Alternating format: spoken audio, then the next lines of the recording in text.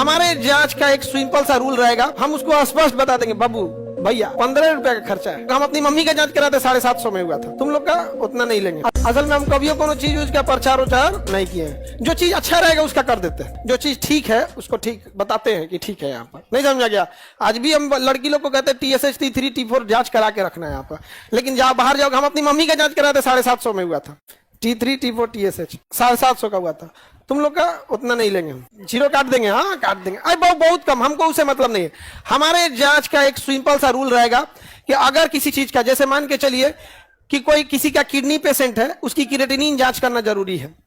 तो क्रिएटिनिन जांच करने में अगर हमारे पास मान के चलिए 15 रुपया का खर्चा आया, हम उसको स्पष्ट बता देंगे, बाबू भैया 15 रुपया का खर्चा है। अब आप इस अस्पताल को चालू रखने के लिए पूरी पीढ़ियों तक रहे, आप तो यूज करके चल जाएंगे, तो एक समय आएगा कि बंद हो जाएगा। आप कितना देना चाहते हैं अपने हिसाब से, 10 20 50 100 जो देना है दे दीजिए। यहाँ पे जो है वो उस तरह से है, यहाँ पे हमको नहीं है कि इतना खर्चा लगा है। अब जैसे कोई आएगा जांच करने के लिए, हमारे यहाँ एक्सरे 35 रुपया का है, तो उतने लगभग किया है। तुम्हारा मन तुमको देना है तो दे दो, ताकि आगे वाली पीढ़ी, शायद हो सकता है कि कोई ऐसा भी आए जिसके लिए 35 रुपया भी मायने रखता है। ऐसे आप गरीबी का आइडिया नहीं लगा सकते हैं। लोग रोटी से प्याज खा के जाते हैं, मजदूर सब रोटी प्याज और नमक। अब सोचिए आप, सब्जियों भर का नहीं है उसके पास, नहीं समझे, तो हम लोग तो ऐसे रख देते हैं। सर T3 T4 TSH क्या होता है? अरे वो लड़की सब में बहुत जरूरी होता है ना, तो एकदम में मोटा जाएगी ना तो एकदम में दुबरा जाएगी।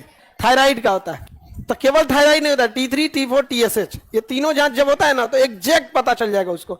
दूसरा, ब्लड में उसके ट्यूमर मार्कर जांच कर सकते हैं और मेमोग्राफी से जांच कर सकते हैं। BRCA1 BRCA2 टेस्ट करके उसको यो बता सकते हैं कि बबनी तुम्हारा बेटी की बेटी में हो सकता है कि कैंसर हो जाए। खानदान तक में पता चल। एंजिला जोली एक हीरोइन थी, उसको जब जांच कराई ना तो पता चल गया कि उसमें वही वाला जीन है जो इसको ब्रेस्ट कैंसर हो सकता है। तो ब्रेस्ट कैंसर हो गया तो पूरे शरीर को फैला देगा, उससे पहले ब्रेस्ट काट के ऑपरेशन करके हटा दे, हो गया काम खत्म।